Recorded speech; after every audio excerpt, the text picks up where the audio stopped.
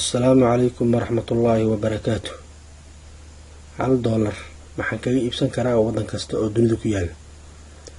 Waxa ku suuragalaysa inaad $1 ku iibsato waxyaabo badan oo kala gedisan adiga oo markaas la jaan qaadaysa dalka iyo suuqa marka aad joogto.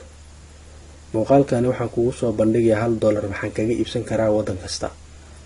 Hungary waxaan wada ognahay in Hungary caan ku tahay nadiibka, sidaa darteed waxaa ku suuragalaysa in hal dhalo oo nadiib ah aad ku iibsato $1. waxaa kaloo $1 ku gadan kartaa jabal weyn oo xalwa ah.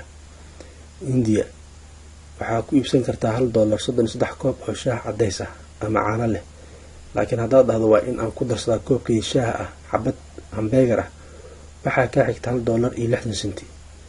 Ghana haddaad joogto Ghana waxaa $1 ku iibsan kartaa 2 kilogram oo liin bambeelma ah ama liin macaan ah. Ghana waxaa lagu tiriyaa wadamada ugu raqiisan dhanka khudaarta. Soomaaliya $1 waxaa ku iibsan kartaa waxyaabo badan sida 2 kilogram oo barandho ah. Vietnam haddaa raadinaysa wadan ka sii raqiisan waa Vietnam, halkaas ay ku suuragalayso in aad $1 ku gadato ama ku iibsato koofi ama 3 joog oo kaba ah. Faransa waxa aad $1 ku iibsan karto ma jiraan.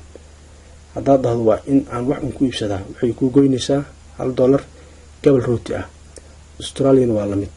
Ruushka waxaa lagu tiriyaa wadamada ugu cunida badan barandhada, waxaana $1 ku iibsan kartaa 1 kilogram oo barandho ah.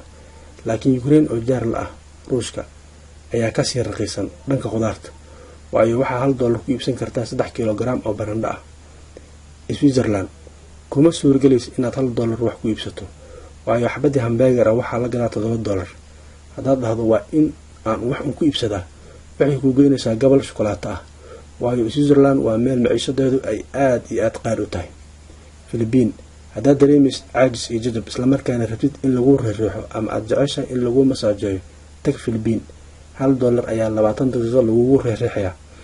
dhanka iyo Masar haddaan aadno waxaa ku iibsan kartaa $1 3.5 kilogram oo yaanyo ah. waxaaba ka sii raqiisan dalka Bangladesh oo caan ku ah dhaqashada iyo xanaaneynta digaaga, waxaana $1 ku gadan kartaa ama ku iibsan kartaa salad buuxda oo ukun ah. dhanka kale haddaad tahay dadka jecel cabidda kafeyga, Colombia waxaa gudaha dalka Colombia ugu iibsan kartaa $1 koob kafey ah iyo 2 gabal oo buskud ah, waayo shacabka Colombia aad ay u jecel yihiin kafeyga. dalka waxaa ku yaala 560,000 oo beer oo soo saara bunka. fadlan commentiga nagu dhaaf waxa aad $1 ku iibsan karto wadanka aad joogto.